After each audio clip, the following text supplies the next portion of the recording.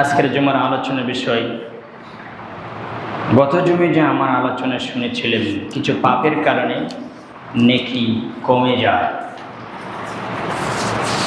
একজনের নেকি আরেকজনের কাছে চলে যায়, এটা আল্লাহ সুবহানাহু ওয়া তাআলা করেন। তারই দ্বিতীয় জুমায় আমরা আলোচনা করব ইনশাআল্লাহ।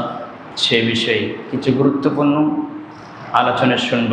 গত জুমায় যে আমরা শুনেছি তার চাইতে আজকে ব্যতিক্রম ইনশাআল্লাহ। আমরা মনোযোগ দিয়ে গাফলিতের সাথে, অবহেলার, অমনোযোগের সাথে না শুনে মনোযোগের সাথে শোনার চেষ্টা করেন, অন্তর থেকে সেটা উপলব্ধি করে অন্তরকে সেটা সেভ করে মেনে নিয়ে জীবনে বাস্তবায়ন করতে যেতে পারি। আল্লাহ তো আমাদের তৌফিক দান করুন।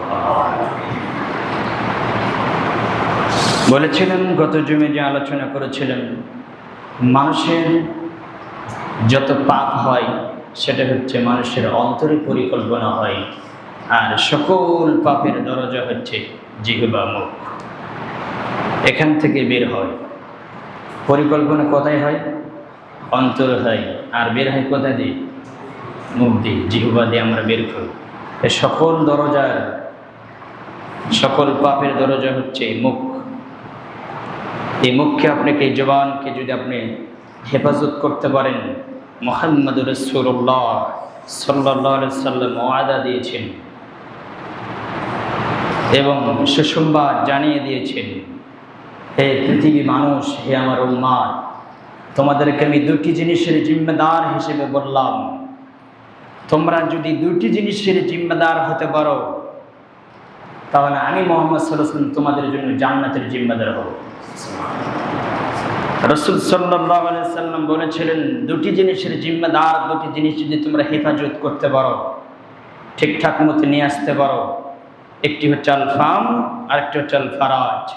রাসূল সাল্লাল্লাহু আলাইহি ওয়াসাল্লাম বলছেন, নিজের মুখকে যদি হেফাজত করতে পারো, মুখের জিম্মেদার হতে পারো, নিজের লজ্জাস্থান যদি হেফাজত করতে পারো, আমি মুহাম্মদ সাল্লাল্লাহু আলাইহি ওয়াসাল্লাম জান্নাতে তোমাকে কেমনে নিয়ে যাবে সেটা দায়িত্ব আমার। খুব কঠিন, তাই না? এটা অনেক অনেক অনেক বেশি কঠিন। আমরা মুখকে সব কাজে ব্যবহার করি, আসলে এই মুখ সব কাজে ব্যবহারের জন্য আসে নাই।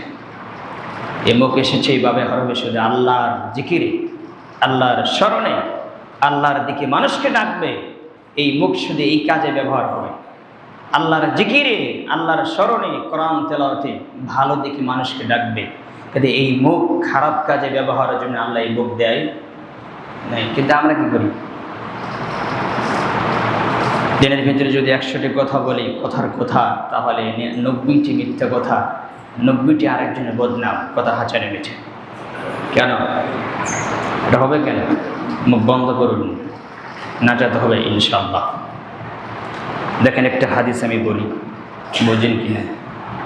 ইবনে মাজার এবং তিরমিজির হাদিস, মিশকাতের হাদিস 4832 নম্বর হাদিস পাবেন। সেখানে আপনি দেখবেন, আন আবি হুরায়রা রাদিয়াল্লাহু তাআলা থেকে বর্ণিত, তিনি বলেন, রাসূল সাল্লাল্লাহু আলাইহি ওয়াসাল্লাম বলেছেন, আবু হুরায়রা বলেন, ক্বালা রাসূলুল্লাহ সাল্লাল্লাহু আলাইহি ওয়াসাল্লাম, আল্লাহর নবী সাল্লাল্লাহু আলাইহি ওয়াসাল্লাম বলেন, আতুদরুনা মা আকসারু মা ইদখিলুন নাসাল জান্নাহ। সাহাবীদেরকে বললেন, তোমরা কি জানো কোন জিনিস সবচেয়ে বেশি মানুষকে জান্নাতে নিয়ে যাবে? আল্লাহর নবী প্রশ্ন করলেন, হে সাহাবীরা শোনো, কোন জিনিস মানুষকে সবচেয়ে জান্নাতে বেশি নিয়ে যাবে? কোন জিনিসের কারণে মানুষ বেশি জান্নাতে প্রবেশ করবে? রাসূল সাল্লাল্লাহু আলাইহি ওয়াসাল্লাম বললেন, তোমরা কি বলতে পারো কোন জিনিস মানুষকে বেশি জান্নাতে নিয়ে যাবে? সাহাবীরা বললেন, আল্লাহু আ'লাম, আল্লাহ ভালো জানেন, আর রাসূলুহু, এবং আল্লাহ রাসূল ভালো জানেন। এরপরে তিনি পরের অংশে বললেন, শোনো, কোন জিনিস মানুষকে জান্নাতে নিয়ে যাবে, তার এই জিনিস আমি বলি, তোমরা শুনে রাখো। সেটা হচ্ছে তাকওয়াল্লাহ ওয়া হুসনুল খুলুক। আল্লাহ ভীতি এবং উত্তম চরিত্র মানুষকে বেশি জান্নাতে নিয়ে যাবে। আল্লাহ ভীতি, তাকওয়া মানে কি? আল্লাহর ভয়। আল্লাহর ভয় থাকলেই তাকওয়া বাড়ে। আল্লাহর ভয় না থাকলে তাকওয়া হবে? তো বিশেষ হচ্ছে যে এই জিনিসগুলো মানুষকে জান্নাতে বেশি নিয়ে যাবে। তো একটার নাম হচ্ছে তাকওয়াল্লাহ, আর একটার নাম কি? হুসনুল খুলুক, উত্তম চরিত্র, ভালো চরিত্র, ভালো আচরণ। ভালো আচরণ আছেন? তা রাসূল সাল্লাল্লাহু আলাইহি ওয়াসাল্লাম বলছেন এই জিনিসগুলো মানুষকে, দুইটি জিনিস মানুষকে সবচেয়ে বেশি জান্নাতে নিয়ে যাবে। একটি হচ্ছে উত্তম চরিত্র, আর একটি হচ্ছে তাকওয়াল্লাহ, আল্লাহর ভয়, তাকওয়া। যে ব্যক্তি অবলম্বন করবে, যার ভিতরে তাকওয়া থাকবে, সে ব্যক্তি জান্নাতে যাবে।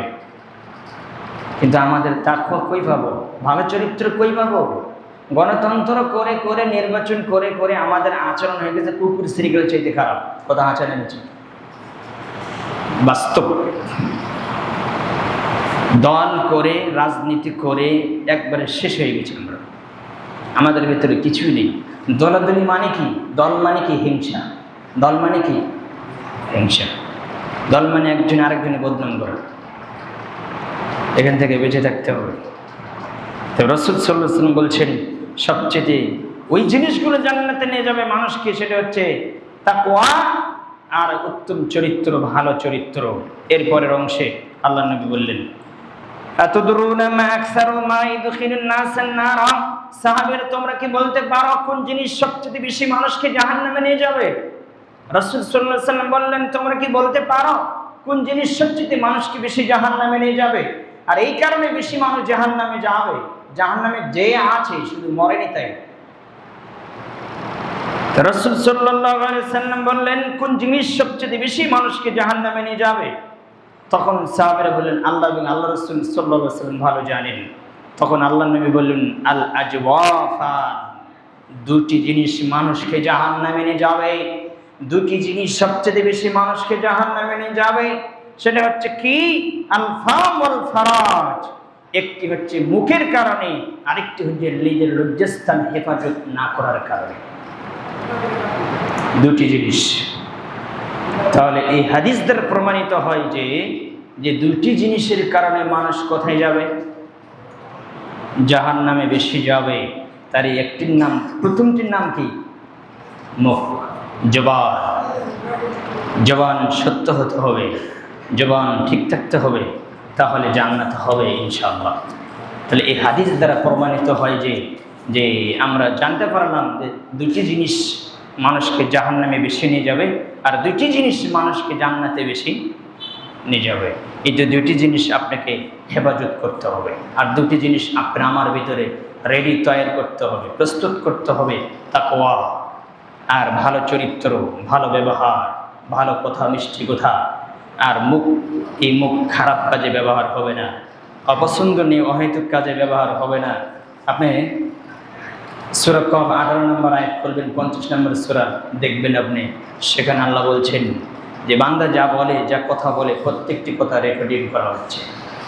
প্রত্যেকটি কথা রেকর্ডিং করা হচ্ছে। রেকর্ডিং করা হচ্ছে প্রত্যেকটি কথা। কি বলছেন আপনি? ইয়ালামুনা মা তাফআলুন। আল্লাহ বলছেন তোমরা যা করছো ফেরেশতারা তা জানে।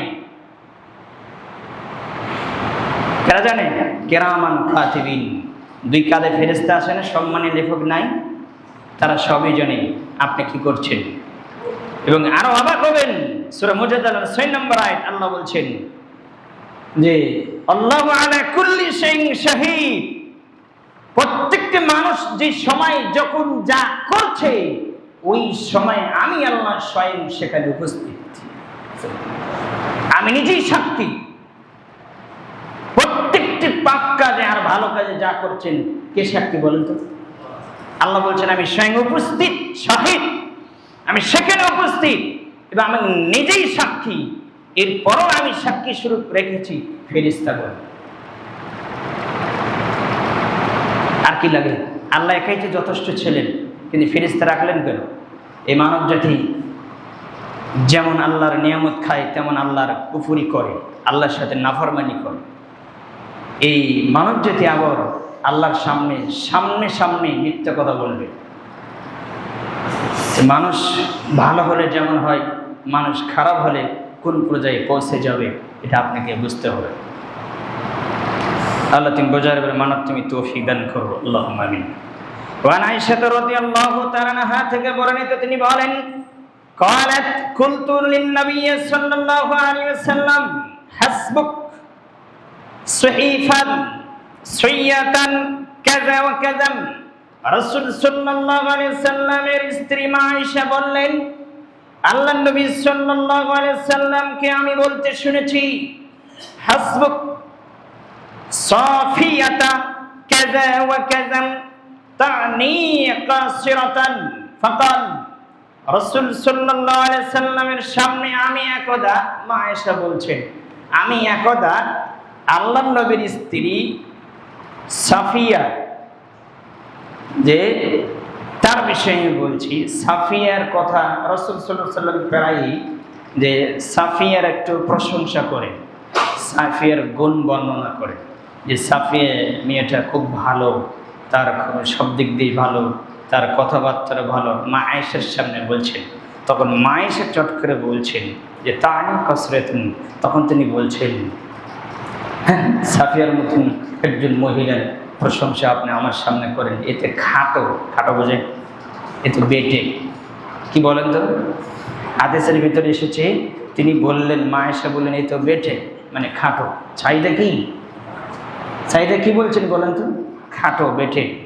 এবার আল্লাহর নবীর বাক্য শোনেন, এই বাক্য শুনে রাসূল সাল্লাল্লাহু আলাইহি ওয়াসাল্লাম মা আয়েশাকে ধমক দিয়ে বলছেন, লাকাদ, বলো কি তুমি যে লাকাদ কুলতি কালিমাতান লাউ মুজিজা বিহাল বাহরু লামাজাতহু। আল্লাহ রাসূল সাল্লাল্লাহু আলাইহি ওয়াসাল্লাম বলছেন, আয়েশা, তুমি যে কথা বলছো সাফিয়া সম্পর্কে, এই কথা যদি সমুদ্রের ভিতরে ছেড়ে দেওয়া হয়, সমুদ্রের পানি পরিবর্তন হয়ে যাবে, সমুদ্রের পানি কালা হয়ে যাবে, সমুদ্র পানি ঘোলা হয়ে যাবে।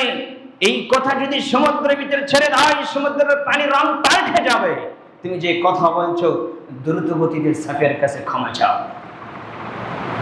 আর আপনি কথা বলেন না, কত কথা বলেছেন, কয়দিন ক্ষমা চেয়েছেন, কয়দিন ক্ষমা চেয়েছেন। আহমদের হাদিস এবং তিরমিজির হাদিস, আবু দাউদের হাদিস, মিশকাতের হাদিস 4853 নম্বর হাদিস খুলবেন, এইভাবেই বাক্য বলা আছে।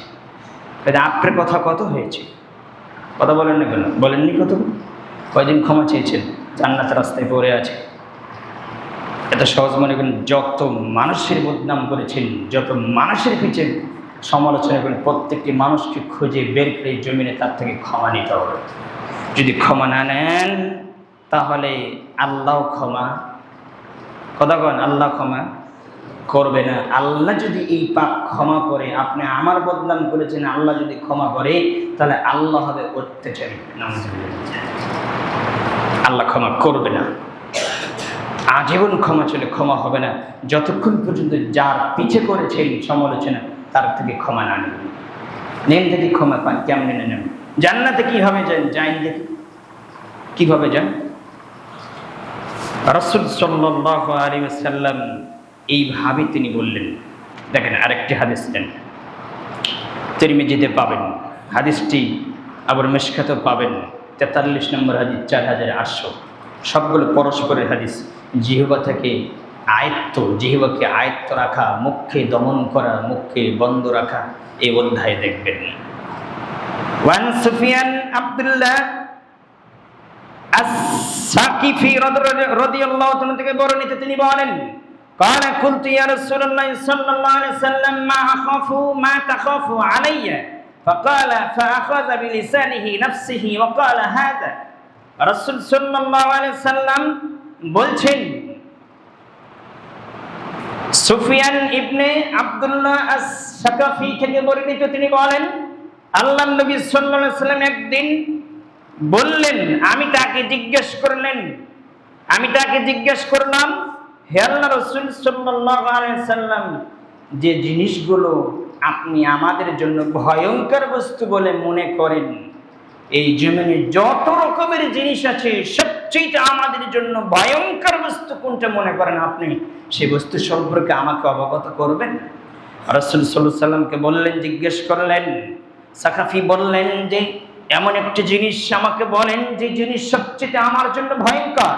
এই জমিনে এবং পরকালে সেখানে আমি আটকে যাব, যে জিনিসের কারণে রাসূল সাল্লাল্লাহু আলাইহি সাল্লাম বললেন যে সবচেয়ে তোমাদের জন্য এই জমিনে ভয়ঙ্কর বস্তু হচ্ছে, আল্লাহ নবী বললেন ফাআখাযা বিলিসানিহি, আল্লাহ নবী জিহবা ধরলেন, ফাআখাযা তিনি ধরলেন বিলিসানি, জিহবা টেনে ধরে বললেন এই জিহবা হচ্ছে তোমাদের জন্য সবচেয়ে ভয়ঙ্কর।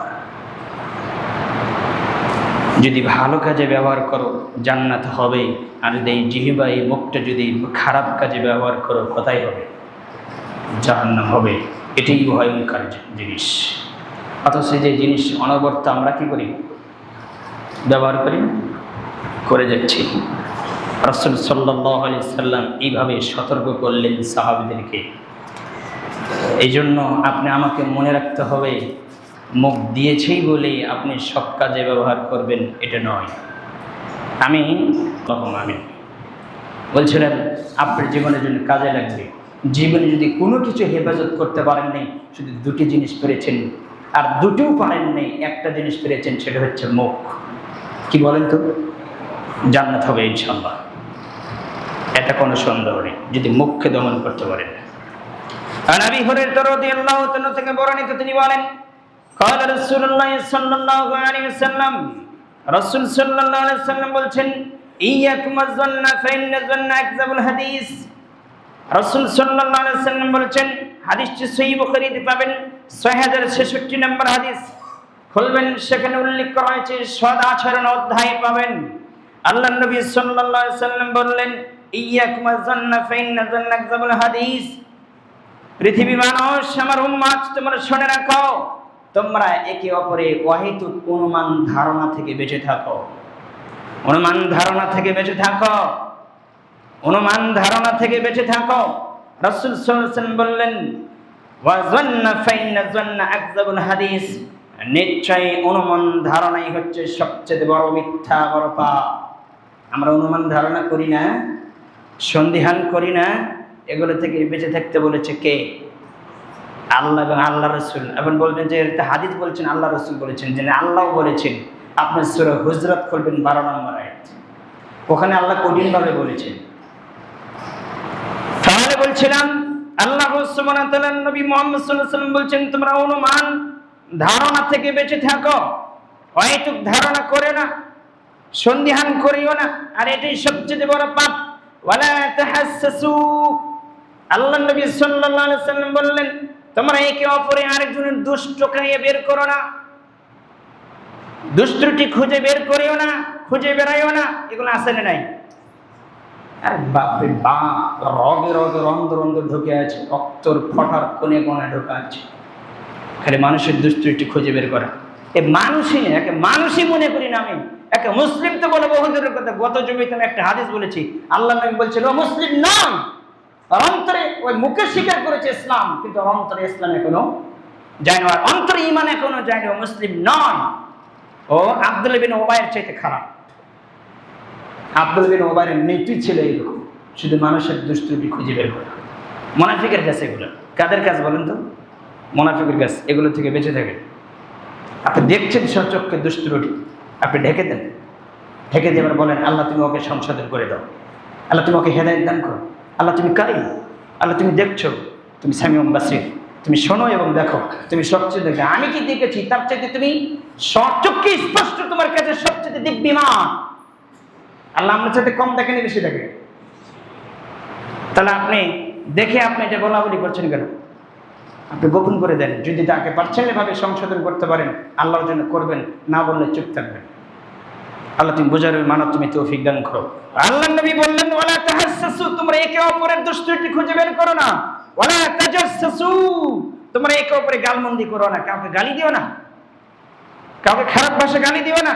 ওয়ালা তানাজাসু, আল্লাহ নবী বলছেন তোমরা একে অপরে ধোঁকা দিও না। ধোঁকা আসার নাই, ওরে বাপ রে বাপ, প্রতারণা, এত প্রতারণা, এত ধোঁকা, পুরো জীবনটাই চলছে এদের উপরে।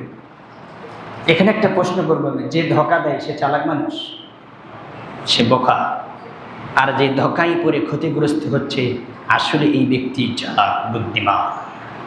আর যে ধোঁকা দিয়ে মানুষের এই জমিনে যে নিজেকে চালাক মনে করছে, আসলে চালাক নয়, কি বোকা। এই কথা আমি বলিনি, এই কথা আল্লাহ এবং আল্লাহ রাসূল সাল্লাল্লাহু আলাইহি ওয়াসাল্লাম বলেছেন। সে নিজের ক্ষতি করছে, নিজের কি করছে? ক্ষতি করছে। মানুষকে ধোঁকা দিয়ে মানে কি নিজের কি করছে? ক্ষতি করছে। সে নিজের উপরে জুলুম করছে। আল্লাহ তুমি বোঝার মানব তুমি তৌফিক দান করো, আল্লাহুম্মা আমিন। তাহলে আল্লাহ রাসূল সাল্লাল্লাহু আলাইহি ওয়াসাল্লাম বলেছেন, ওয়ালা তানাজাসু, তোমরা একে অপরে কি করো না? ধোঁকা দিও না। ওয়ালা তাহাসাদু, তোমরা একে অপরে হিংসা বিদ্বেষ করো না। ওয়ালা তাবাগদু, তোমরা মানুষের পরনিন্দা করো না। ওয়ালা তাদাবারু, তোমরা একে অপরের বিরুদ্ধাচরণ করো না। প্রত্যেকটি হাদিসের অংশে আমাদের প্রত্যেকটি কাজে লেগে আছে না? নেই? আপনার অফিসে একজন স্যালারি পায় 30,000, আপনি পান একই জব করেন, আপনার বেতন 25,000, আপনি তার সাথে হিংসা লেগে দিয়েছেন যে 30,000 হলো কেন, আমার 25,000 হলো। তাহলে আবার কি করতে হবে? আর ক্ষতি করতে হবে, আছে না? নাই? এই বকা এ বুঝে নেই। অথচ আল্লাহ বলছেন এটা আমি করেছি। সূরা নিসা খুলবেন, সূরা 31 নম্বর আয়াতের পরে দেখবেন, 32-33 নম্বর আয়াত খুলে দেখবেন, আল্লাহ বলছেন কারো রুজি কমিয়ে দেওয়া, কারো রুজি বেড়ে দেওয়া, কারো সম্মান বৃদ্ধি করা, কারো সম্মান কমিয়ে দেওয়া, এটা আমি আল্লাহর কাজ, এটা আমি করি। কারো স্যালারি কম, কারো স্যালারি বেশি, এটা কে করেছে? আল্লাহ করেছে। এটা আপনি বুঝতে পারেন? তা আপনি এখানে বাড়াবাড়ি করেন কেন? হ্যাঁ, আপনি এখানে কি করবেন? আল্লাহ তুমি ওকে 30,000 দিয়েছো, এই 30,000 তুমি বরকত দান করো, আর আমাকে যা দিয়েছো ওই 30,000 পরিমাণ আমার এই 25,000 মধ্যে বরকত দান করো। করতে পারবেন না? এই দোয়া মুখে আসবে না ভাই। বাঙালি আমরা খেতে জানি, কিন্তু কারা জন্য দোয়া করতে জানি না, খালি ক্ষতি করতে জানি। জমিনে কদিন টিকবেন? আপনার বাবা গেছে, আপনার দাদা গিয়েছে, আপনি কদিন আছেন? যে জমি, যে ক্ষেত, যে বাড়ি চাষ করতো যে আপনার দাদা, সে দাদা আজকে নাই। কোথায় গিয়েছে? সে জায়গা পড়েই আছে, সে বাড়িও পড়ে আছে, মানুষটা নেই। কোথায় গেল? এমন জায়গায় গিয়েছে যেখানে সরিষা পরিমাণ কারো সহযোগিতা করার ক্ষমতা নেই, বিন্দু মাত্র সহযোগিতা করার কোনো ক্ষমতা নেই। একে ছত্র মালিককে আল্লাহ। আর ফেরেশতারা তো আল্লাহর কমান্ডার, সবসময় মেনে চলে, আল্লাহ যা আদেশ করে তা মানতে প্রস্তুত। আর আল্লাহ এমন একজন ফেরেশতাকে নিযুক্ত করে রাখছে কবরে আপনাকে সাইজ করার জন্য, সেটা কানে সরানো, চোখেও। কিছু মানুষ আছে যারা আহলে কোরআন এর বিশ্বাসই করেন কবর, অবিশ্বাস করবো না, ও নিজের মতো করে কোরআন হাদিস বুঝিয়েছে। আল্লাহ তুমি বোঝার মানব তুমি তৌফিক দান করো, আল্লাহুম্মা আমিন। তাহলে এই হাদিস দ্বারা বোঝা গেল তোমরা একে অপরের বিরুদ্ধাচরণ করিও না। ওয়াকুনু ইবাদাল্লাহি ইখওয়ানা, আল্লাহ রাসূল সাল্লাল্লাহু আলাইহি ওয়াসাল্লাম বলছেন বরং তোমরা সকলে আল্লাহর বান্দা এবং তোমরা সকলেই পরস্পরে একে অপরের ভাই। এই বন্টন কে করে দিলেন? আল্লাহ এবং আল্লাহ রাসূল সাল্লাল্লাহু আলাইহি ওয়াসাল্লাম বলে দিলেন আপনি আমি একে অপরে কি ভাই, এবং আমরা সবাই আল্লাহর বান্দা, আল্লাহর গোলাম, এবং আমরা একে অপরের সবাই ভাই ভাই। কিন্তু আমরা কি করছি? সূরা হুজুরাতের 10 নম্বর আয়াত খুলবেন, 49 নম্বর সূরা, ইন্নামাল মুমিনুনা ইখওয়াতুন। আল্লাহ রাসূল বলছেন নিশ্চয়ই মুমিনরা পরস্পরে ভাই ভাই। কে বলছেন? আল্লাহ বলছেন। সে ভাই কোথায় হবে? আচ্ছা, ভাই যদি হয়, আপনার ভাই হয়ে কি ভাইয়ের ক্ষতি করতে পারে? কথা বলেন না। তাহলে আপনি যে ক্ষতি করছেন, মুখে স্বীকার করছি, অন্তরে দিন রাত 24 ঘন্টা ভাইয়ের ক্ষতি করে যাচ্ছি, দিন রাত 24 ঘন্টা ভাইয়ের ক্ষতি করে যাচ্ছি। ভাইয়ের সাথে আপনার দুর্নীতি, আত্মসাৎ, সদাচরণ, তো বহুদূরের কথা অসদ আচরণ করে যাচ্ছি এবং একে অপরে জুলুম করে যাচ্ছি। তাহলে ভাই হয়ে ভাইয়ের উপকার আমরা করছি না। আল্লাহ তুমি বোঝার এবং মানার তুমি তৌফিক দান করো, আল্লাহুম্মা আমিন। একটা হাদিস বলবে এবার, আপনি মনে রাখেন। আনবাদ ইবনে সামিত থেকে বর্ণিত, তিনি বলেন আন্নান নবী সাল্লাল্লাহু আলাইহি ওয়াসাল্লাম, রাসূল সাল্লাল্লাহু আলাইহি ওয়াসাল্লাম বলছেন, কালা ইদমুনি লি সিত্তান মিন আনফুসিকুম আদমান্নু লাকুমুল জান্নাহ ইসসিদকু। রাসূল সাল্লাল্লাহু আলাইহি ওয়াসাল্লাম বললেন, আনবাদ ইবনে সামিত থেকে বর্ণিত, তিনি বলেন আল্লাহ নবী সাল্লাল্লাহু আলাইহি ওয়াসাল্লাম বলেছেন, তোমরা তোমাদের পক্ষ থেকে আমাকে 6টি জিনিসের জামানত দাও। 6টি জিনিসের জামানত যদি দিতে পারো, আমি মুহাম্মদ সাল্লাল্লাহু আলাইহি ওয়াসাল্লাম তোমাদের জন্য জান্নাতের জামানত হয়ে যাব। আগে বলেছি 2টি, এখন বলছি কয়টি? 6টি জিনিসের যদি জামানত দিতে পারো তাহলে আমি তোমাদের জন্য জান্নাতের জামিনদার হয়ে যাব। জান্নাতে কিভাবে নিয়ে যাব এটা আমি মুহাম্মদ সাল্লাল্লাহু আলাইহি ওয়াসাল্লামের ব্যাপার, এটা আমি দায়িত্ব নিলাম, আমি সেটা দেখব। আচ্ছা, তিনি দেখবেন, তিনি কার আদেশে করছেন? আল্লাহর আদেশে। রাসূল সাল্লাল্লাহু আলাইহি ওয়াসাল্লাম বলছেন 6টি জিনিস তুমি যদি আমাকে কথা দিতে পারো, ধরে রাখতে পারো। এক, এবার আটকে গেছি আমরা, সিদ্দিকু। সিদ্দিকু, রাসূল সাল্লাল্লাহু আলাইহি ওয়াসাল্লাম বলছেন কথা যখনই বলবে তখনই সত্য বলিবে, যখনই কথা বলিবে তখনই কি বলিবে? এ কথা আল্লাহ বলেছেন। কোথায় পাবেন? 70 নম্বর আয়াত সূরা আহজাব 33 নম্বর সূরা 70 নম্বর আয়াত বলবেন, ইয়া আইয়ুহাল্লাযীনা আমানুত্তাকুল্লাহা ওয়া কুলু কাওলান সাদীদা। হে ঈমানদারগণ, তোমরা আমি আল্লাহকে ভয় করো এবং সদা সর্বদাই সত্য কথা বলো। কে বলছেন? হাদিসও বলছেন। তাহলে হাদিস আর কোরআন মিলে গেছে, কোরআন এবং হাদিস মিলে গেছে। রাসূল সাল্লাল্লাহু আলাইহি ওয়াসাল্লাম বলছেন তোমরা আমাকে জামানত দাও, আমাকে কথা দাও, ওয়াদা দাও, যদি ধরে রাখতে পারো যখনই বলবে কথা তখনই কি বলিবে? সত্য বলিবে।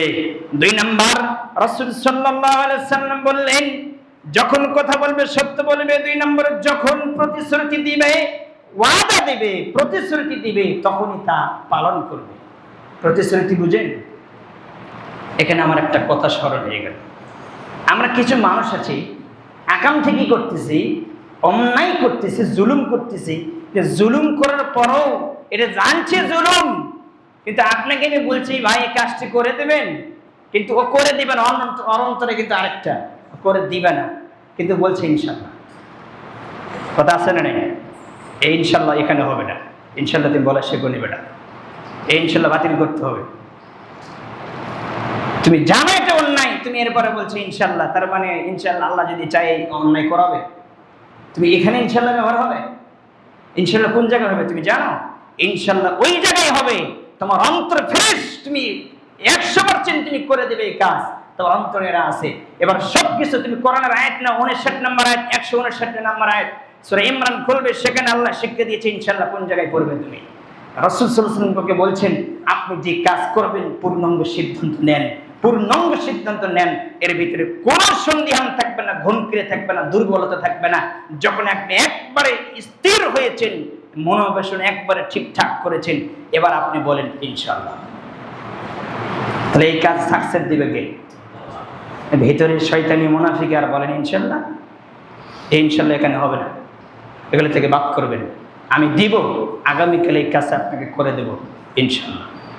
তবে করে দিব এর ভিতরে যাতে কোনো দুর্বলতা, কথা বলে না, কোনো দুর্বলতা না থাকে। কিন্তু করে দেওয়ার মূল মানসিকতা আমার নাই, কিন্তু আমি বলছি কি তাকে আশ্বাস দিচ্ছে ইনশাআল্লাহ।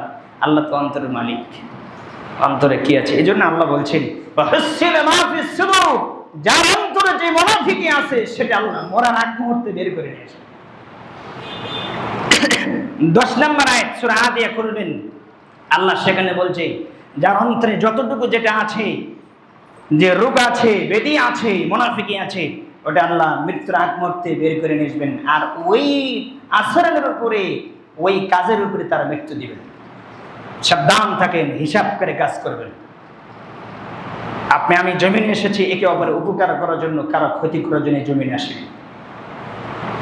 একটা কথা মনে রাখেন, সহিহ বুখারী হাদিস আমার স্মরণ হয়ে গেল, মুমিন যখন পাপ করে, মুমিন নাম দিয়ে, মুমিন সার্টিফিকেট না আপনার ডিগ্রি দিয়ে এবং কাগজ কলমে সব লিখিত দিয়ে যখন মুমিন পাপে লিপ্ত হয়, তখন আল্লাহ লজ্জাবোধ করেন, আল্লাহ লজ্জা পান, আল্লাহ অপমানিত হন, আল্লাহ অপদস্থ হন। কারণ মুমিনের সাথে কার কালেকশন? আল্লাহর কালেকশন। যখন মুমিন মুমিন নাম দিয়ে পাপে লিপ্ত হয় তখন আল্লাহ অপমানিত হয়। অতএব এই কাজ করিয়েন না। মুসলিম নাম দিয়ে কিন্তু নাম চেয়েছেন মুসলিম, কিন্তু কার্যকলাপ আপনি ইহুদি খ্রিস্টানদের, এগুলো থেকে বাদ দেন, এগুলো থেকে বেঁচে থাকেন। এই বাউতাবাজি এইগুলো থেকে আপনাকে নিজেকে বাঁচিয়ে রাখেন। আল্লাহ তুমি বোঝার মানা তুমি তৌফিক দান করো, আল্লাহ আমিন। তাহলে এই হাদিস প্রমাণ করে যে যখন প্রতিশ্রুতি দেবে তখন সেটা পালন করবে। 3, যখন তোমার কাছে কোনো টাকা পয়সা আমানত রাখা হবে তা ঠিকঠাক মতো যখন চাওয়া হবে তুমি ওই সময় তা বুঝিয়ে দিবে। আমানত বড় কঠিন। এই আমানত বলতে শুধু টাকা পয়সা বুঝেছেন? আপনাকে আমি বললাম যে সম্মানিত ভাই আমার, আপনাকে আমি একটা কথা বলবো, এই কথা আপনি আমি ছাড়া আর আমার রব ছাড়া কেউ জানে না। এই জমিনে কেউ জানে না। আমি ছাড়া আল্লাহ তো জানেই, আমার অন্তরের মনের খবর জানে। কিন্তু আপনাকে আমি কথা দিলাম, এই কথা যদি আপনি ছাড়া কেউ জানে না, কিছুক্ষণ পরে আরেক জায়গায় ঢেলেছেন। আপনি মুনাফিক, আপনি আমানতের খেয়ানত করেছেন। শুধু টাকা পয়সার আমানত নয়, কথার আমানত আছে না নাই? আছে। পোশাকের আমানত আছে না নাই? আছে। মালের আমানত আছে না নাই? আছে। ছেলে মেয়েও তেমন আপনার আমানত, সব বিষয় আমানত। যা কিছু ভোগ করছেন জমিনে সবকিছু আমানত। আমানতের যারাই খেয়ানত করছে যে তারাই পথভ্রষ্ট হবে। আপনাকে ছেলে দিয়েছে, এই ছেলেকে চোর বানানোর জন্য দেওয়া হয়নি, এটা আল্লাহ আমানত হিসেবে দিয়েছে। তুমি তাকিয়ে দেখো, সূরা শুআরা খুলে দেখবে 49 নম্বর সূরা, 42 নম্বর সূরা, 42 নম্বর সূরা 49 নম্বর আয়াত, তুমি সেখানে খুলে দেখবে আল্লাহ বলছেন, আমি কাউকে ছেলে দেই, কাউকে মেয়ে দেই, কাউকে ছেলেও দেই মেয়েও দেই, কাউকে শুধু মেয়ে দেই ছেলে দেই না, কাউকে আবার ছেলে দেই মেয়ে দেই না, আমি কাউকে আবার কিছুই দেই না। আছে না নেই? কিন্তু এটা তো আপনাকে আমানত হিসেবে দিয়েছি। সে আমানত আপনি আরেক জায়গায় ব্যবহার করছেন কেন? অতএব আপনার হিসাব হবে অতি শীঘ্রই, প্রস্তুত থাকুন। আল্লাহ এই জন্য বলছেন বিগয়রি হিসাব, হিসাববিহীন যাকে রিজিক দেওয়া হয়েছে, এই হিসাববিহীন দ্রুত। এখানে আরো বলা হয়েছে যে সারিউল হিসাব, 9টি আয়াত এসেছে। এই আয়াত সারিউল হিসাব 9টি, পুরো কোরআনে 9 জায়গায় এসেছে। আল্লাহ বলছেন আমি তোমার হিসাব দ্রুতই গ্রহণ করব, তুমি প্রস্তুত থাকো। যেন আমি আপনাকে বলছি যে ওয়াদা দিয়ে বরখেলাপ করেন না, আমানত খেয়ানত করিয়েন না। প্রত্যেকটি জিনিসের আমানত আছে। 3 নম্বর গেল। 4 নম্বর হচ্ছে নিজের লজ্জাস্থানকে হেফাজত করো, যদি এটা জামানত হিসেবে আমাকে দিতে পারো। 4 নম্বর। 5 নম্বর হচ্ছে নিজের দৃষ্টিকে অবনত করো। পারবেন? যে ফ্যাক্টরিতে চাকরি করেন সেটাতে জেনার কারখানা, কথা মনে বুঝতে পারেন, সেটা কিসের কারখানা? জেনার কারখানা। কতক্ষণ চোখ ধরে রাখবেন? নারী পুরুষ যেখানে একাকার, সেখানে চোখ কতক্ষণ ধরে রাখবেন? অতএব এখান থেকে চাকরি ছেড়ে দিতে হবে। অর্দুল্লাহ ওসিয়া, আল্লাহর জীবন প্রশস্ত। ইমানকে বাঁচানোর জন্য হলেও সহিহ বুখারী অনেক হাদিস এসেছে, পাহাড়ের চূড়ায় যেতে হবে পরিবারকে নিয়ে, তবুও ইমান, কথা বলে, তবুও ইমান বাঁচাতে হবে। তা এটা হলো আপনার 5 নম্বর। 6 নম্বর হচ্ছে নিজের হস্তদ্বয়কে আয়ত্ত রাখবে। এই হাত যাতে কারো উপর অন্যায়ভাবে না ওঠে। এই হাত দিয়ে কাউকে যদি আঘাত না দেই, এই হাত দিয়ে কাউকে যদি চড় থাপ্পড় না মারি, এই হাত দিয়ে যাতে কারো ক্ষতি না হয়, এই হাত দিয়ে যাতে কারো উপর জুলুম না হয়। শুধু থাপ্পড় মারাটা বুঝলেন, কিন্তু এই হাত দিয়ে যে কলম ঘোরাচ্ছেন, ওটা যে অন্যায়। একটা সিগনেচারে যে কোটি টাকা আত্মসাৎ হয়, এটা জানেন না? কথা কয় না? তো এটা কি অন্যায় না? এই 6টি কথা মুহাম্মদ সাল্লাল্লাহু আলাইহি ওয়াসাল্লাম বলেছেন। ওই 6টি জিনিসের যে জিম্মাদার হবে, জামানত রাখবে, আমি মুহাম্মদ সাল্লাল্লাহু আলাইহি ওয়াসাল্লাম তাকে জান্নাতে নিয়ে যাব। অনেক কঠিন, অনেক জটিল। আল্লাহ তুমি বোঝার মানে তুমি তৌফিক দান করো, আল্লাহ আমিন। এখানে আরেকটি হাদিস আমি বলবো, দারিমিতে এসেছে, হাদিসটি মুসলিমে এসেছে। ওয়ান ইবনে আম্মার থেকে বর্ণিত, তিনি বলেন ক্বালা রাসূলুল্লাহ সাল্লাল্লাহু আলাইহি ওয়াসাল্লাম মান কানা যা ওয়াজহাইনি ফিদ দুনিয়া কানা লাহু ইয়াউমাল কিয়ামাতি লিসানানি মিন নার। রাসূল সাল্লাল্লাহু আলাইহি ওয়াসাল্লাম বলছেন, আম্মার থেকে হাদিসটি বর্ণিত, তিনি বলেন আল্লাহর নবী সাল্লাল্লাহু আলাইহি ওয়াসাল্লাম বলছেন, যে ব্যক্তি দুনিয়ায় দুইমুখী হবে, দুইমুখী ছিল। দুইমুখী বুঝেন? দোমুখ বোঝেন? দোমুখ বোঝেন? যে ব্যক্তি দুনিয়াতে দোমুখ ছিল, তার মানে কি আমার মুখেও থাকে, আরেকজনের মুখেও থাকে। এর নাম কি? দোমুখী। এর নাম আরেকটা বৈশিষ্ট্য, এর নামের বৈশিষ্ট্য আরেকটা দিয়েছে মুহাম্মদ সাল্লাল্লাহু আলাইহি ওয়াসাল্লাম হচ্ছে, তিনি বলেছেন এ হচ্ছে মুনাফিকের ছাত্র। এ হচ্ছে মুনাফিকের ছাত্র, এবং মুনাফিকের ছাত্র হিসেবে জমিনে আছে। আর এ হচ্ছে খাঁটি মুনাফিক, যারা দোমুখ, মানে আমার মুখেও থাকে, আপনার মনকে খুশি রাখে, আরেকজনের মনকেও খুশি রাখে। আমার থেকে কথা নিয়ে যে আরেক জায়গায় ঢালে, ওর থেকে নিয়ে এসে আমার কাছে কথা বলে। আছে না নাই? এই লোকগুলো কম না বেশি? রাসূল সাল্লাল্লাহু আলাইহি ওয়াসাল্লাম বলছেন এই লোকদের অবস্থা কিয়ামতের মাঠে কি হবে দেখো। রাসূল সাল্লাল্লাহু আলাইহি ওয়াসাল্লাম বলছেন কানা লাহু ইয়াউমাল কিয়ামা, কিয়ামতের দিনে বিলিসানিহি মিন নার। রাসূল সাল্লাল্লাহু আলাইহি ওয়াসাল্লাম বলেছেন এই ব্যক্তির মুখে আগুনের দুটি জিহ্বা দেওয়া হবে। কয়টি দেওয়া হবে? দুইটি জিহ্বা থাকবে আগুনের। রাসূল সাল্লাল্লাহু আলাইহি ওয়াসাল্লাম বলছেন এই আগুনের জিহ্বা দিয়ে আল্লাহ তাকে শাস্তি দেবে। যার যেরকম পাপ আল্লাহ সেই রকম শাস্তি নির্ধারণ করে রেখেছেন। তাহলে আগুনের জিহ্বা হওয়া মানে কি আপনি মনে করেন সহজ? কত কষ্ট। অফির রিয়াতি আরেক হাদিসে এসেছে রাসূল সাল্লাল্লাহু আলাইহি ওয়াসাল্লাম বলছেন যে তার হাতগুলো হবে তামার। তার হাত কি হবে? তামার হবে। এই তামার হাত দিয়ে এই হাতের কাটলোক হবে তামার, যে তামার হাত দিয়ে সে এই কাঠগুলো দিয়ে তার মুখের গুস্তগুলো ছিঁড়ে ছিঁড়ে খাবে। রাসূল সাল্লাল্লাহু আলাইহি ওয়াসাল্লাম মেরাজে যায় এই দৃশ্য দেখে যাচ্ছেন। আল্লাহ নবী জিজ্ঞেস করলেন মান হাওয়ালায়ে, জিবরিল এরা কারা? তখন রাসূল সাল্লাল্লাহু আলাইহি ওয়াসাল্লামকে জিবরিল বললেন এরা হচ্ছে ওই ক্যাটাগরির লোক যারা দুনিয়াতে দুমুখী ছিল, যারা একজনের তো কথা না আরেক জায়গায় ঢালতো, আরেকজনের কথা না আরেক জায়গায় ঢালতো। এরকম লোক কম না বেশি? এখানে নাই? সাবধান হয়ে যান, সাবধান হয়ে যান, এখনো সময় আছে, মৃত্যু এখনো আসে নাই। যার যার বিরুদ্ধে লেগেছেন তার কাছে ক্ষমা চান, রাস্তা এখনো খোলা আছে। কেন ক্ষমা চাবেন? এবারে সে হাদিসটা আপনাকে আমি বলি, কান খাড়া রাখেন, এই বলে আমি আলোচনা শেষ করে দেব। দুইটা হাদিস উল্লেখ করবে ইনশাআল্লাহ। দুটো হাদিস সহিহ বুখারী এবং মুসলিমের হাদিস। আবি হুরায়রা রাদিয়াল্লাহু তাআলা থেকে বর্ণিত, তিনি বলেন قال রাসূলুল্লাহ সাল্লাল্লাহু আলাইহি ওয়াসাল্লাম, আল্লাহ নবী সাল্লাল্লাহু আলাইহি ওয়াসাল্লাম বলছেন আল মুসলিম আখুল মুসলিম লা ইয়াযলিমুহু ওয়া লা ইয়াখযুলুহু ওয়া লা ইয়াহকিরুহু তাকওয়া হাহুনা। রাসূল সাল্লাল্লাহু আলাইহি ওয়াসাল্লাম বলছেন এক মুসলিম আরেক মুসলিমের ভাই। কিছুক্ষণ আগে বলছি না, এক মুসলিম আরেক মুসলিমের ভাই, লা ইয়াযলিমুহু তাকে অপমানিত অপদস্থ করবে না, ওয়া লা ইয়াখযুলুহু তাকে দুর্বল ভাববে না, তাকে হেতুচ্ছ করবে না, তাকে অবজ্ঞা করবে না, তাকে অপদস্থ করবে না। একটা বাক্যর কতগুলো শব্দ মুহাম্মদ সাল্লাল্লাহু আলাইহি ওয়াসাল্লাম বলছেন যে তাকে হেতুচ্ছ করবে না, তাকে মানুষের সামনে ছোট করবে না। এরকম আছে না নাই? আমরা করি না? করি। আর রাসূল সাল্লাল্লাহু আলাইহি ওয়াসাল্লাম বলছেন ওয়ালা ইয়াহকিরুহু তাকওয়া হাহুনা, মনে রাখো তাকওয়া কিন্তু মুখে থাকে না, তাকওয়া অন্তরে থাকে। যার তাকওয়া আছে সে এই কাজ করবে না, যার ভিতরে তাকওয়া নেই সে এই কাজ করবে। বলে ইশিরু ইলা সাদরিহি, একথা বলে সালাসা, রাসূল সাল্লাল্লাহু আলাইহি ওয়াসাল্লাম সালাসান মাররান, রাসূল সাল্লাল্লাহু আলাইহি ওয়াসাল্লাম এই কথা বলে তিনবার তিনি তার সদরে ইঙ্গিত করলেন, ইশারা করলেন তাকওয়া এখানে থাকে, তাকওয়া এখানে থাকে, তাকওয়া এখানে থাকে। অতএব যার ভিতরে তাকওয়া আছে সে কখনো মানুষকে অপদস্থ অবহেলা দুর্বল করবে না।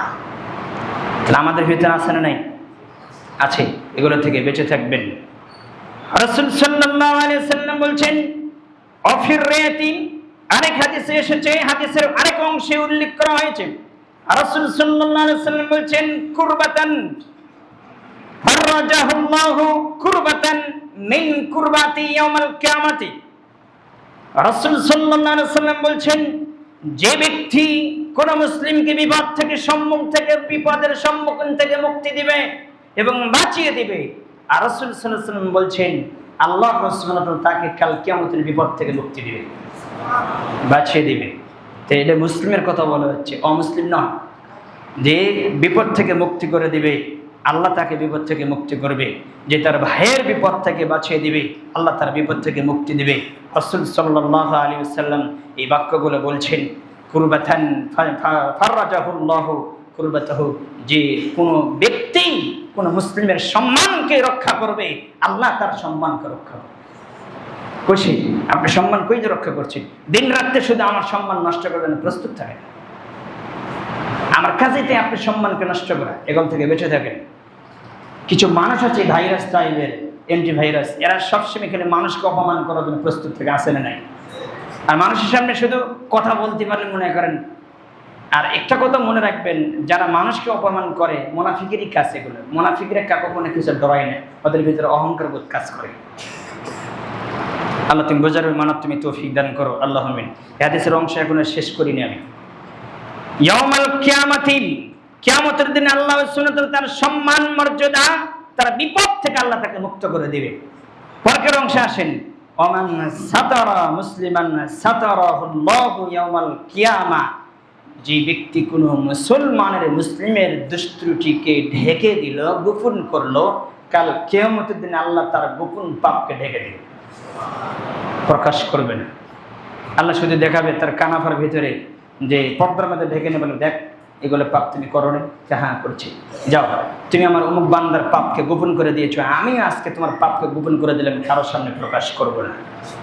হাদিস মুসলিম। আপনি প্রকাশ পেলে খুব মজা পাওয়া যায় না? একজনের ভুল ত্রুটি দিয়ে প্রকাশ করলে, ওটা আলোচনা করলে সেরকম কিন্তু মজা পাওয়া যায়, আছে না নাই? এই মজা কে লাগায়? শয়তান লাগায়।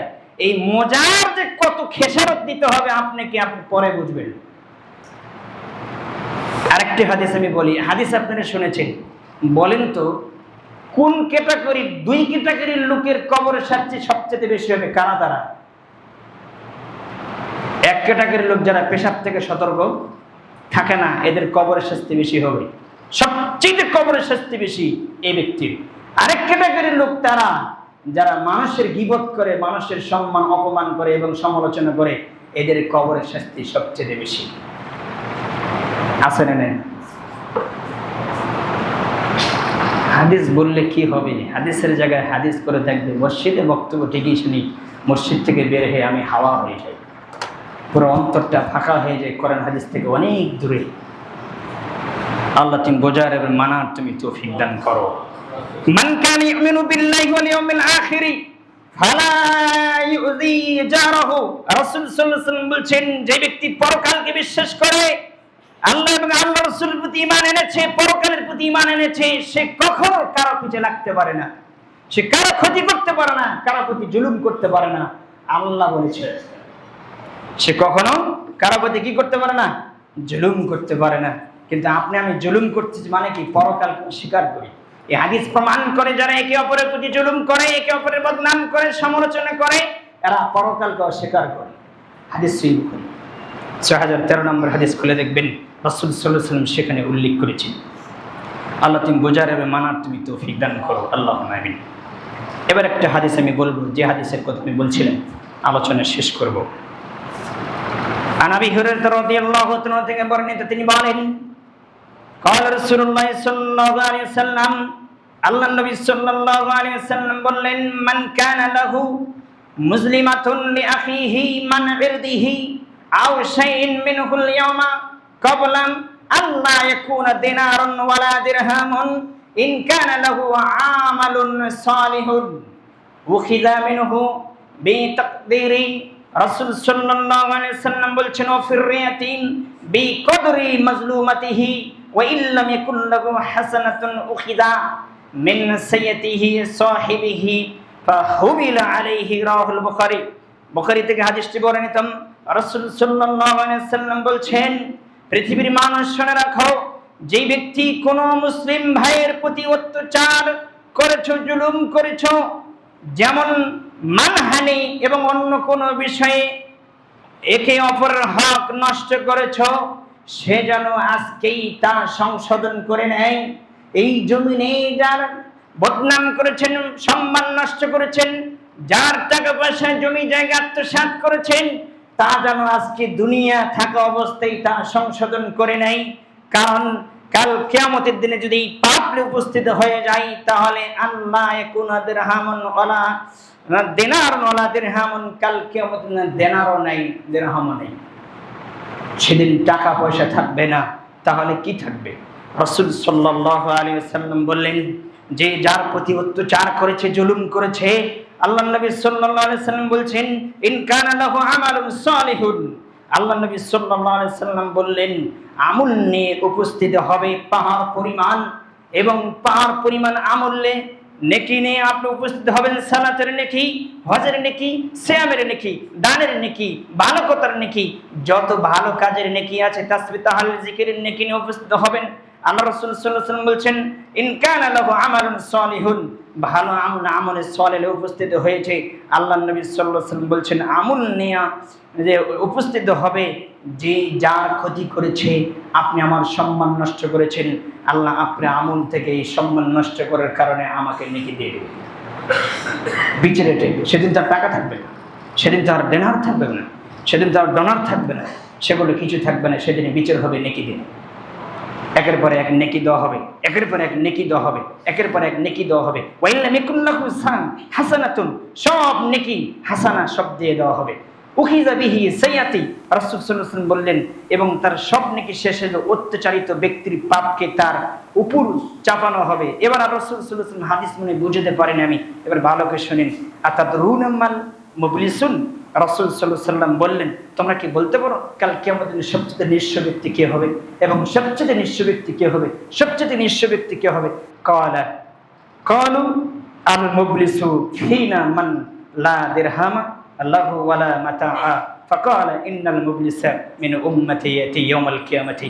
রাসূল সাল্লাল্লাহু আলাইহি ওয়াসাল্লাম বলছেন, আমার উম্মতের ভেতরে ওই ব্যক্তি সবচেয়ে দরিদ্র, অসহায় এবং সবচেয়ে নিঃস্ব ওই ব্যক্তি হবে যে ব্যক্তি কি করবে? বিসসালাতি, সালাত নিয়ে উপস্থিত হবে, ওয়া সিয়াম, সিয়াম নিয়ে উপস্থিত হবে, ওয়া যাকাতি, যাকাত নিয়ে উপস্থিত হবে, ওয়া কদ শাত্তুম কাযা ওয়া খাফাযা হাকাযা হাযা ওয়া আকালা মা'লা হাযা ওয়া সাফাকা দামা হাযা। রাসূল সাল্লাল্লাহু আলাইহি ওয়াসাল্লাম বলছেন, এত নেকি নিয়ে উপস্থিত হওয়ার পরে একজন এসে বলবে, আল্লাহ ও আমার রিকশায় উঠেছিল, 20 টাকা ভাড়া, 10 টাকা দিয়ে আমাকে একটা থাপ্পড় দিয়ে আমাকে তাড়িয়ে দিয়েছে, আজকে আপনি বিচার করে দেন। আল্লাহ সুবহানাহু ওয়া তাআলা বলছেন, আমি তার সিয়াম থেকে নেকি তাকে দিয়ে দেব। আরেকজন এসে বলবে, ও আমার উপরে জুলুম করেছে, সেদিন আমি কিছু করতে পারিনি, বিচার আপনার উপর দিয়েছি, আজকে আপনি বিচার করে দেন। তিনি এইভাবে তার নেকি দিয়ে দিবে। আরেকজন বলবে যে ওয়াসাফাকা দামা, সে রক্তপাত ঘটিয়েছে, আমাকে মেরে রক্ত বের করে দিয়েছে, আপনি বিচার করে দেন। তখন তার নেকি থেকে নেকি দেওয়া হবে। রাসূল সাল্লাল্লাহু আলাইহি ওয়াসাল্লাম বলছেন, এক পর্যায়ে তার নেকি শেষ হয়ে যাবে। উখিযা মিন খাতিয়াতাহুম খাতায়াহুম, তার নেকি যখন শেষ হয়ে যাবে, তার কি হবে? এরপরে পাওনাদার হকদার আছে, তার বিচার এখনো শেষ হয়নি। এবার রাসূল সাল্লাল্লাহু আলাইহি ওয়াসাল্লাম বলেছেন যে উখিযা মিন সাইয়াতি সাহিবিহি ফাহুমিলা আলাইহি, আল্লাহর নবী বললেন, যখন তার নেকি শেষ হয়ে যাবে, এরপরও নালিশকারী নালিশ দিবে এবং বিচার আসতেছে এবং নালিশ দিচ্ছে, তখন আল্লাহ সুবহানাহু ওয়া তাআলা যে ব্যক্তি নালিশ দিচ্ছে, বিচার দিচ্ছে, ওই ব্যক্তির পাপ এই ব্যক্তির ঘাড়ে চাপাবে। কথা ভালো করে বুঝেন, আল্লাহর বিচার তিনি আহকামুল হাকিমিন। আল্লাহর বিচার সেদিন কোনো টাকা পয়সার বিচার হবে না। আল্লাহ বিচার করবেন যে তার পাপ, যেহেতু সে পাওনাদার পাবে, তার নেকি নাই, নেকি শেষ হয়ে গেছে। আমার নেকি যখন শেষ হয়ে যাবে, তখন তো তারপরে বিচার আছে না নাই? আছে। তখন ওই ব্যক্তি যে পাওনাদার, যার উপর জুলুম করেছি, ওই ব্যক্তির পাপ আমার কাঁধে চাপিয়ে দিয়ে রাসূল সাল্লাল্লাহু আলাইহি ওয়াসাল্লাম বলছেন, সুম্মা তারহ ফিন্নার, এই ব্যক্তিকে আরেকজনের পাপ নিয়ে তাকে জাহান্নামে নিক্ষিপ্ত করা হবে। সিয়ামের নেকি কই গেল? হজের নেকি কই গেল? সালাতের নেকি কই গেল? যাকাতের নেকি কই গেল? ভালো আমলের নেকি কই গেল? এজন্য আল্লাহর নবী বলছেন, আজকেই সেটা সংশোধন করে নাও। এই জমিনে যার যার ক্ষতি করেছো তার সংশোধন করে নাও। যদি না দিতে পারো, তাহলে তার কাছে ক্ষমা চাইতে হবে কিনা? ক্ষমা চাইতে হবে। আল্লাহ সুবহানাহু ওয়া তাআলা যখন বিচার করবেন, তখন তিনি ছেড়ে দেবেন না। বিচার যখন করবেন, তখন তিনি ছেড়ে দেবেন না। মুসলিমের একটা হাদিস, 60 নম্বর হাদিস আপনি দেখবেন, শুধু হাদিসের অংশ আমি বলছি। রাসূল সাল্লাল্লাহু আলাইহি ওয়াসাল্লাম বলছেন, আল্লাহ মানুষের বিচার করবেন তো করবেন, পশু প্রাণীর বিচারও করবেন। আল্লাহ মানুষের বিচার করবেন তো করবেন, পশু প্রাণীর বিচারও করবেন। ইয়াউমাল কিয়ামা হাত্তা ইউকাদা লিশাতিল জালহাই মিনাশ শাতিল করনাই। রাসূল সাল্লাল্লাহু আলাইহি ওয়াসাল্লাম বলছেন, যেই এই জমিনে যেই গরুর শিং ছিল না, যে গরুর শিং ছিল শিংওয়ালা, এবং গরু ওয়া শিংওয়ালাকে গরুকে গুঁতা দিয়েছে, কাল কিয়ামতের দিনে দুনিয়াতে যার শিং ছিল না, কাল কিয়ামতের দিনে আল্লাহ তার শিং দিয়ে বলল, তুই একটা গুঁতা দিবি। কোনো বুঝাতে পারি না আল্লাহর বিচার। দেখা যাবে আপনি কি করেন। এমনি কাফেররা বলবে না, ইন কুনতু তুরাবা, হে আল্লাহ তুমি যদি আমাদেরকে মাটি বানিয়ে দিতে পশু প্রাণীর মতো, কতই না ভালো। এটা সূরা নাবার 40 নম্বর আয়াত, আপনি খুলে দেখবেন।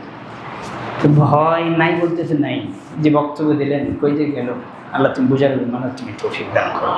আল্লাহ তুমি আমাদের জীবনে বাস্তবায়ন করার তৌফিক দান করো। এতক্ষণ ছড়ে এই কথাগুলো আমি বললাম, আমি আলোচনা আর লম্বা করবো না, অনেক কথা আছে, আবার সামনে যদি কিছু বলতে পারি ইনশাআল্লাহ বলবো। তবে এবার আপনার একটা কথা হচ্ছে সংশোধন। আপনি বহু মানুষের বদনাম করেছেন, বহু মানুষের হক মেরে খেয়েছেন, কিন্তু এবার আপনাকে তন্ন তন্ন করে খুঁজতে হবে জমিনে সে মানুষটা কোথায় আছে। সে মানুষটা হাদিসের বিবরণে পাওয়া যায়, সাহাবীদের ভিতরে কারো যদি 1 টাকার লেনদেন থাকতো 1 দিরহাম, তাহলে সে 1 টাকা পরিশোধ করার জন্য মক্কা থেকে মদিনায় গিয়েছেন 450 কিলোমিটার পায়ে হেঁটে, যে ওই 1 টাকা পরিশোধ করে এসেছেন।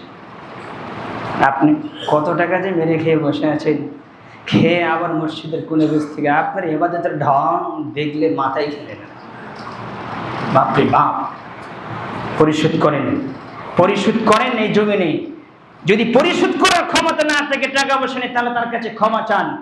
আপনি তন্ন তন্ন করে খোঁজেন কত মানুষের বদনাম করেছেন, তাকে খুঁজে আমাকে বলেন ভাই আমার ভুল হয়েছে, আমি বুঝতে পারিনি ভাই, আমার ভুল হয়েছে, আপনি আমাকে মাফ করে দেন। সে যদি মাফ করে তাহলে আল্লাহ মাফ করে দেবে। এখন আপনি যে মানুষটার বদনাম করে সে মানুষটা মারা গিয়েছে, তাহলে কি করবেন?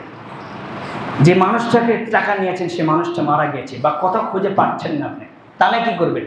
তাহলে এবার আপনাকে আমি মাসলা বলছি, সেটা হচ্ছে যে জায়গায় যে মানুষের বদনাম করেছেন, যে মারা গেছে, ওই জায়গায় ওই মানুষের কাছে ওই মানুষের যে মানুষের বদনাম করেছে ওই মানুষের ভালো প্রশংসা করবেন। কথা কি মনে থাকবে? যেই জায়গায় আমাকে উদাহরণ দেয়, আমাকে দে যে আমার বদনাম যেই জায়গায় করেছেন সেই জায়গায় আমার যেগুলো গুণ আছে ভালো, সেগুলো ওই জায়গায় বর্ণনা করবেন। তাহলে আল্লাহ সুবহানাহু ওয়া তাআলা ওই বর্ণনা করার কারণে ওই নেকি আর পাপ দুটো প্রুফ করে দিবেন, অর্থাৎ আল্লাহ মাফ করে দিবেন। কারণ নেকি তখন দেওয়া হবে, পাপ কমে দেওয়া হবে। কথা মনে বুঝাতে পারি না আমি? কারণ আপনাকে এটা বেশি হারা থাকবে। আর যদি না পারেন তাহলে বেশি দান করেন, কালকে আমাদের নেকি দেওয়ার পরেও যাতে নেকি থেকে যায়, তাহলে আপনি সাকসেস হতে পারবেন। আর যদি যার টাকা মেরে খেয়েছেন, দেওয়ার কোনো রাস্তাঘাট নেই, তাকে খুঁজে পাচ্ছি না, তাহলে আপনি দেখছেন সে মারা গেছে, বা তার ওয়ারিশ সূত্রে কেউ নেই, জমিনে কেউ খুঁজেও পাচ্ছে না, তারা বেঁচেও নেই, তাহলে তার পক্ষ থেকে যত টাকা মেরে খেয়েছে শুধু দান করে যাবে। এরপর আল্লাহ যদি ক্ষমা করে, আল্লাহ ক্ষমাশীল, আল্লাহু আ'লাম। এরপরে আল্লাহ ধরে বসে, তুই যে জমিনে থেকে তোকে কষ্ট করেছিস, কষ্ট দিয়েছিস, কত কষ্ট করে জমিন থেকে সে ফিরে চলে এসেছে, মারা গেছে, তো সে যদি ওই টাকাটা যদি আগে দিতি তাহলে ও ভালোভাবে চলতে পারতো। ওটা হাতে নেমেছে। অতএব আল্লাহর বিচার খুব কঠিন এবং আল্লাহর বিচার খুব সূক্ষ্ম। ফেরাউনকে মারবেন, 1700 বছর হায়াত দিয়েছেন, একদিনের ভিতরে আল্লাহ মারতে পারতেন ফেরাউনকে, কিন্তু ফেরাউনকে আল্লাহ কৌশলে, হিকমার সাথে এবং সূক্ষ্মভাবে মেরেছেন। আল্লাহর বিচার, আল্লাহর শাস্তি এইভাবে তিনি করেন। নমরুদকে কিভাবে মারলেন? একটা মশার মাধ্যমে মারলেন। আপনি নূহ আলাইহিস সালামের কওমকে পানির মাধ্যমে, পেলামরের মাধ্যমে মারলেন। আল্লাহর শাস্তি দেখেন আপনি কিভাবে দেখেন। লূত আলাইহিস সালামের কওমকে আরেক সিস্টেমে মারলেন। প্রত্যেকটি কওম, প্রত্যেকটি জাতিকে আল্লাহর মারার সিস্টেম, আল্লাহর শাস্তি দেওয়ার সিস্টেম দেখেন। অতএব আপনাকে যখন, আমাকে যখন ধরবে, আল্লাহ কিভাবে মারবে এটা আল্লাহর কৌশল জানা আছে। আল্লাহ তুমি বোঝার মারার তুমি তৌফিক দান করো।